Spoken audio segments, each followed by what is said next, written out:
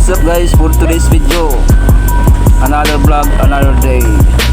Ngayong araw magra-rides naman tayo solo rides, walang back ride, palagi lang solo. So guys, kung ganitong kasadang maladaanan natin, ang sarap talaga mag-rides, lalo na kung makakita ng mga tanawin na maganda. At magandang mga ang kalsada, walang lubak, ganitong kalsada na hindi parehas sa mga summer na maraming lubak, ang lalaki, nakasira ng motor, tangina.